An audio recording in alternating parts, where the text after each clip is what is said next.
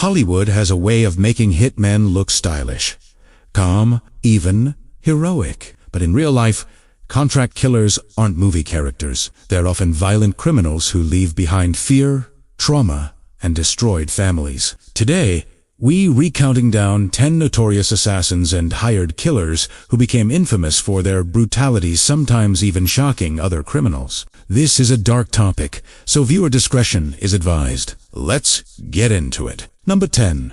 Abdullah Çatlı became a widely feared figure in Turkey, first rising through the ranks of a far-right nationalist group known as the Grey Wolves. His name was tied to political violence at a time when the country was deeply divided. In the late 1970s, Çatlı and other Grey Wolves members targeted a group of university students they believed were connected to left-wing politics. The students were part of the Turkish Workers' Party, and their apartment was raided under the claim that weapons would be found. But reports suggest those students were unarmed. Even so, the attackers tied them up and killed them anyway. Çatlı's influence stretched even wider. One famous connection was Mehmet Ali Akatay, man who later attempted to assassinate Pope John Paul II. Aka had been imprisoned for murdering a journalist, and Çatlı was believed to have helped him escape. Some observers later suggested Çatlı could have been involved in arranging the Pope attack for financial or political reasons. Eventually, Çatlı was reportedly recruited by Turkish intelligence and later connected to underground operations targeting political enemies. Allegations surrounding him included involvement in smuggling networks and violent crackdowns linked to conflicts with Kurdish groups. His life ended in a car crash in the mid-1990s, an event that sparked major scandal. Why? Because he wasn't alone. The people with him suggested a hidden relationship between crime figures and state connections. In the aftermath, Çatlı became a symbol of one of Turkey's most controversial era. Number 9. John Childs. John Childs is often described as one of the most prolific contract killers in modern British history, not just because of his crimes, but because of the cold, almost casual way he spoke about them. A crime writer who interviewed Childs later described him as someone who only seemed amused when talking about murder, as if it was ordinary conversation. Childs' first known contract killing happened in the mid-1970s. He reportedly received a payment to murder a businessman. The attack was quick and brutal yet. What made it even more disturbing was that the victim's young child was also killed, allegedly to remove a witness. His next known victim was a nursing home manager. Reports say Childs used both blunt force and a firearm, making it clear that efficiency wasn't the only goal. Terror and violence were part of the method. One of the strangest things about the Childs case is that no bodies were ever recovered. He claimed he disposed of victims in extreme ways, but investigators later questioned how much was truth and how much was exaggeration. When caught, Childs blamed other men, saying he worked under a larger criminal structure. 2 people were convicted largely based on his testimony and spent decades behind bars. For a judge later ruled the convictions unsafe. Childs was ultimately viewed by courts as highly unreliable, even while remaining connected to terrible crimes. His story is a grim reminder that in the criminal underworld, truth can be weaponized just as easily as a gun. Number 8. Sretko the Beast. Kalinić. In the early 2000s, the Zemun clan was one of the most feared criminal groups in southeastern Europe. They had power, money, influence, and a reputation for violence that shook the entire region. Among them was Sretko Kalinić, a man so terrifying that even other gang members reportedly feared him. His nickname was simple and chilling, the Beast. Kalinić became known for extreme brutality, and investigators linked him to multiple murders and disappearances. Reports describe him as someone who wasn't just killing for payment sometimes. He killed simply to prove loyalty or to send a message. One case tied to Kalinić involved a revenge-style killing that he allegedly claimed was done out of friendship rather than money. That sentence alone explains how deeply violence had become normalized in his world. His most internationally known connection was the assassination of Serbian Prime Minister Zoran Đinđić, a major event that stunned Europe. Kalinić was accused of playing a central role in planning and carrying out the attack. He was sentenced in his absence and remained on the run for years. When authorities finally caught him, He still tried to escape, later cutting through prison barriers, jumping from windows, and overpowering guards before being stopped again. The Zemun clan era was marked by intimidation, corruption, and fear. But even within that world, Kalinić stood out as unusually cruel. His story is one of the darkest examples of organized crime turning into something closer to a private army. Number 7. Christopher Flannery. Australia knew him by a nickname that sounded like something from a crime movie, Mr. Rent-A-Kill.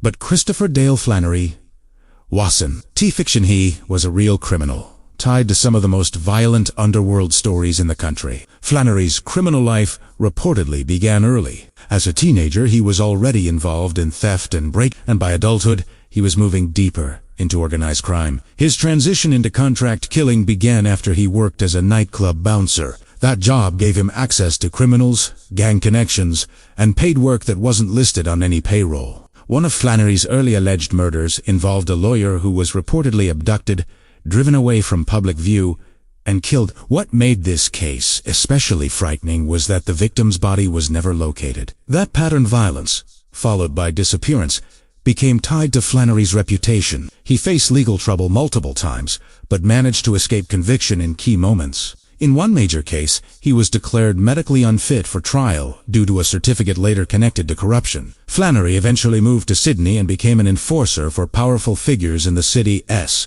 criminal scene. Reports described him as someone who treated violence like a business, many charging different prices depending on what was being done. During Sydney's violent gang conflicts in the 1980s, Flannery was allegedly linked to many killings, and even the shooting of an undercover officer, which reportedly came with a huge payment. But in the end, the underworld that paid him also turned against him. Flannery vanished in the mid-1980s after receiving a call from a crime boss. He was never seen again. Despite decades of rumors, his remains have never been confirmed. Number 6.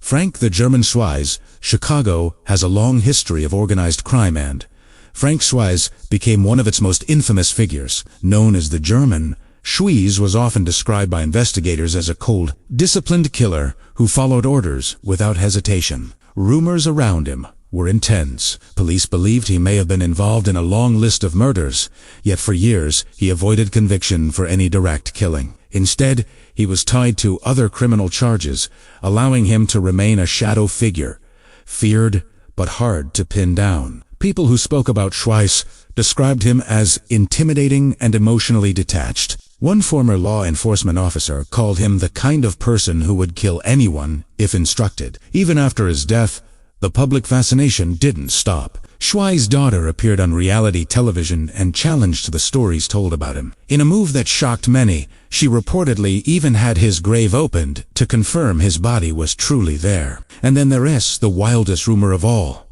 Some people claimed Schweiz was connected to the death of Marilyn Monroe. That claim has never been proven, and mainstream historians treat it with skepticism, but it shows just how deeply his legend spread. Schweiz represents a specific kind of criminal myth, the hitman whose reputation becomes so large that truth and fiction start blending together.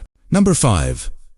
Bernard Barry, the Bear Hunwick. Bernard Hunwick, often called Barry the Bear, has been described in reports as a terrifying figure whose suspected body count ranges from extremely high estimates to slightly lower but still shocking numbers. What makes Hunwick's story stand out isn't only the alleged number of murders, but how long he remained free. Despite being connected to violence and intimidation for years, he avoided serious prison time until far later. Hunwick was reportedly married to a woman with ties to illegal drug trafficking, and he himself had a reputation for brutality that even seasoned criminals found disturbing. A former associate once described him as the toughest and meanest person he'd ever seen. Authorities suspected him in multiple crimes, but early cases collapsed due to procedural failures, meaning evidence couldn't be used. That mistake may have given Hunwick years of freedom to continue working. When police searched his property in the early 1980s, reports say they found weapons and even a list of targets suggesting planned violence, not random acts. Hunwick's alleged going rate for contract killing was described as surprisingly low compared to the damage caused, showing how easily life can become a transaction in criminal economies. Eventually, Hunwick was caught in a law enforcement operation connected to a murder-for-hire situation. He served prison time, but many believe he was responsible for far more than the single killing he was convicted of. He died in the early 2010s, leaving behind a reputation filled with unanswered questions and unfinished investigations. Number 4. Mexico's teenage killers. This entry isn't about one person, it's about a terrifying reality. Teenagers recruited as cartel hitmen. Among the most famous cases is Rosalio Reta, who reportedly worked for the Zetas cartel. What shocked investigators wasn't just the money involved. Some reports said he was paid tens of thousands per killing. It was his age. Reta allegedly carried out his first killing at only 13 years old. At an age where most kids are in school worrying about homework, he was being trained to become a weapon. And Reta wasn't the only one. Another teenager, arrested around 16 years old, was linked to dozens of killings connected to cartel activity. Reports said he was trained on military-style firearms and sent to carry out executions of rivals, police, and even civilians. This isn't a story about bad kids. It's about criminal systems that deliberately target young people because teens are easier to manipulate, easier to threaten, and sometimes treated as disposable. The existence of teenage hitmen highlights the true scale of cartel violence. It is not only crime, it is recruitment, indoctrination, and survival under terror. Number 3. Rodney Charles Collins. Rodney Collins has been called one of the most notorious hitmen in Australia's criminal history. Even though he was convicted of only a small number of crimes, he was suspected in many more, and his methods were considered especially ruthless. One of the most horrifying cases connected to Collins involved him disguising himself as a police officer, using a fake warrant to gain entry into a home. Once inside, he reportedly controlled the environment, keeping children away while targeting the adults.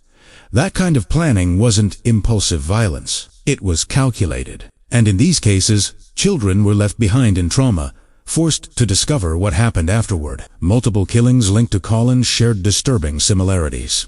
Entry by deception, rapid execution-style attacks, and victims left in ways that felt meant to terrorize anyone connected to them. In later years, the legal system struggled to fully hold him accountable, partly because key witnesses in associated cases were lost to violence, themselves showing how crime circles often erase evidence through fear and murder. Collins became a symbol of how organized crime doesn't just kill individuals, it destroys families and leaves scars that lasts for decades. Number 2. Jimmy Moody. Jimmy Moody's criminal career stretched across decades, moving through different worlds of British crime gangs, robberies, prison escapes, and murder-for-hire allegations. He first rose through London's criminal circles in the 1960s, connected to infamous gangs like the Krays and the Richards. After serving time for manslaughter, Moody came out of prison to find his old power networks weakened. Instead of disappearing, he adapted. He joined a crew that became known for attacking armored vehicles, using aggressive tools to break into them. The group's crimes brought in enormous cash until Moody was caught and sent to prison again. But Moody didn't stay in prison long. He and another inmate dug their way out, escaping over rooftops in one of the era's most dramatic jailbreak stories. After that, Moody reportedly moved into circles connected to conflict in Northern Ireland, with claims that he became a hired killer connected to paramilitary activity. What made Moody especially feared was his reported flexibility. Witnesses claimed he could do quiet disappearances or loud public killings, meant to send warnings. Eventually, he returned to London, but the underworld had changed. The violence was more chaotic, more drug-fueled, and less organized. Moody struggled to survive in it. His life ended in what police described as a professional execution. A stranger approached him in a pub and calmly shot him multiple times. What stood out, investigators said, was that the killer swore during the attack, something they considered unusual for a cold, emotionless contract hit. To this day, the identity of Moody's killer remains unknown. Number 1. Fred Burke. Fred Burke's nickname wasn't subtle. The underworld simply called him Killer.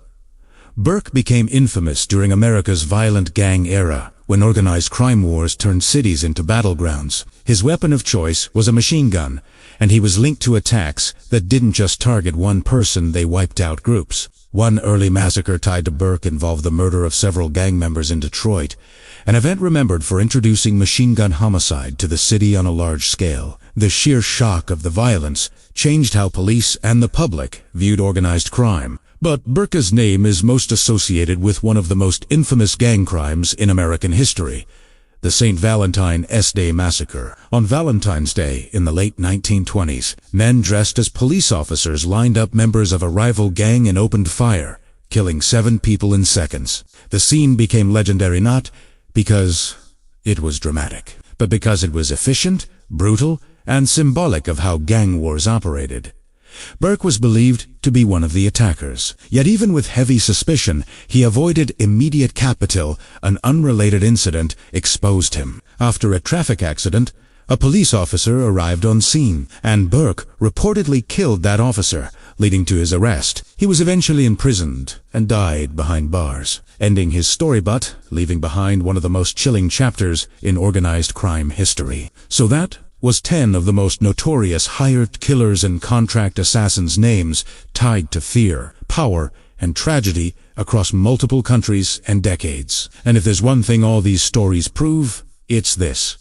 Real-life violence is never glamorous. It's messy, cruel, and it leaves damage that spreads far beyond the target. If you want part 2 with another 10 stories like this, comment next. And if you enjoy dark history and crime documentaries in voiceover form, follow for more. Stay safe, and I'll see you in the next one.